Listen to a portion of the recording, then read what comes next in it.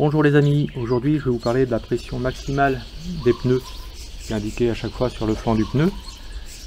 À quoi est due cette pression maximale? D'ailleurs, est-ce que vous avez déjà remarqué que plus le pneu est gros, plus la pression maximale est faible?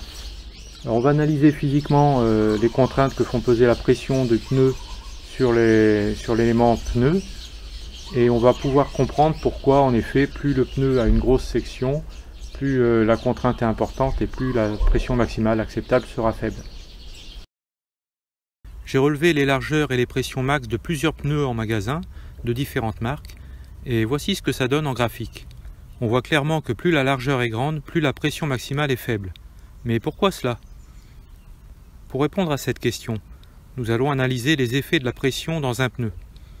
Pour cela, on considère une tranche du pneu, de longueur L égale 1 cm. Cette tranche peut être découpée en petits rectangles.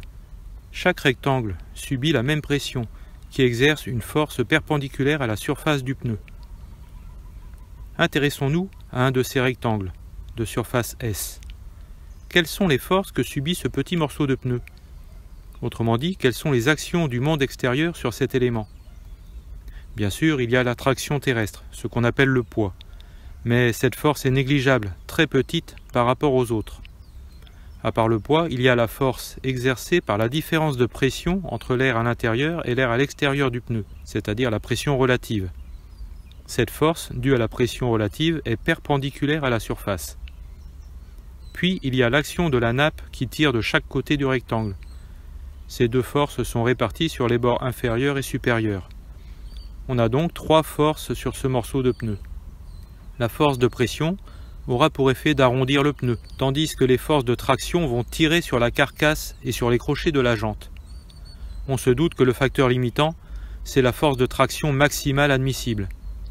On va donc chercher la relation mathématique entre la force de traction et des paramètres comme la pression et la largeur du pneu. Sur ce schéma, le pneu vu en coupe est représenté par le cercle jaune de rayon R. C'est une tranche de pneu de longueur L. On considère un morceau AB de cette tranche, l'arc de cercle d'angle alpha. La longueur AB se calcule par AB égale alpha fois R. La force de pression est F égale P fois S, avec S, la surface du petit rectangle, soit S égale AB fois L, donc S égale alpha fois R fois L, ce qui donne la force F égale P fois alpha fois R fois L. Cette pression est perpendiculaire à la surface, au centre de celle-ci. Ensuite, il y a les forces exercées par la nappe en A et en B, appelons-les FA et FB. Un tissu ne peut tirer que dans sa direction. Par conséquent, FA et FB sont tangentes à la surface. À ce stade, on connaît parfaitement la force F, sa direction, son sens et sa valeur. Et on connaît les directions et sens des forces FA et FB. On va maintenant utiliser le principe d'inertie, qui dit qu'un objet statique subit des forces qui se compensent. Donc, si le rectangle reste en place, c'est nécessairement que les trois forces se compensent. Autrement dit, que leur somme s'annule. Pour faire la somme de vecteurs, il faut les placer l'un au bout de l'autre. La somme est nulle si le dernier vecteur arrive sur le départ du premier. Avec nos trois vecteurs forces, nous devons donc obtenir un triangle fermé. Du fait que F est au centre de la surface S, ce triangle est isocèle et son angle au sommet est alpha. Ce triangle représente que la somme des forces est nulle et on sait que FA et FB ont la même valeur. On va maintenant exprimer la relation entre F et FA ou FB. Si on diminuait l'angle alpha, le segment F se rapprocherait de plus en plus de l'arc de cercle de rayon FA. Rien n'empêche de faire l'étude des forces sur un très petit rectangle, avec un angle alpha infime. On peut alors approximer la valeur de F à celle de l'arc de cercle d'angle alpha et de rayon FA, soit F égale alpha fois FA. Ce qui donne FA égale FB égale F divisé par alpha. Or, on a vu précédemment que F égale P fois alpha fois R fois L. Donc on a FA égale FB égale P fois alpha fois R fois L sur alpha, ce qui donne FA égale FB égale P fois R fois L. Alors là, je crois qu'on a trouvé ce qu'on cherchait. on a la valeur de la force de traction de la nappe en fonction de la pression P et du rayon R de la section du pneu. Le rayon R est bien évidemment la moitié de la largeur du pneu. Cette force est répartie sur la longueur L de la tranche étudiée. Ce résultat semble satisfaisant pour expliquer que la pression maximale est d'autant plus petite que le pneu est large, puisque le facteur limitant, la force de traction sur la nappe, est proportionnel au produit de la pression fois la largeur du pneu. Donc, pour une force de traction identique, si la largeur augmente, la pression max diminue. Par exemple, prenons ce pneu, déjà découpé pour les besoins d'une vidéo précédente. Sa largeur est de 40 mm, soit 4 cm, et sa pression max est de 3,4 atmosphères, soit 3,4 bars, ou encore 3,4 kg par cm². La formule trouvée précédemment indique que la force de traction que subit la carcasse à la pression max sera F égale P fois R fois L.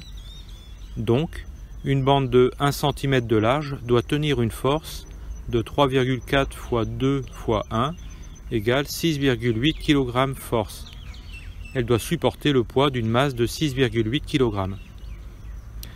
Alors j'ai sorti ma scie et mon cutter pour découper une bande de 1 cm de large. Et voyez, je tire dessus de toutes mes forces et elle ne cède pas. Elle supporte au moins 25 kg force. Conclusion, la carcasse n'est pas le facteur limitant de la pression du pneu. Le facteur limitant sera plutôt au niveau de la tringle et de son accroche à la jante. C'est d'ailleurs ce que montre cette vidéo très intéressante. Lors d'essais mesurés par le fabricant, l'excès de pression finit par déjanter le pneu, mais la carcasse n'est pas déchirée. Il faut donc s'intéresser à ce qu'il se passe au niveau de la tringle.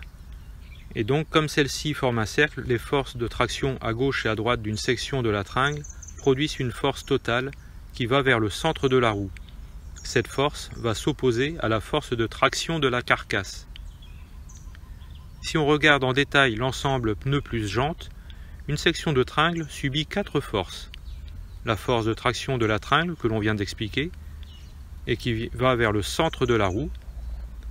La force de pression de l'air intérieur qui appuie la tringle dans le crochet de la jante.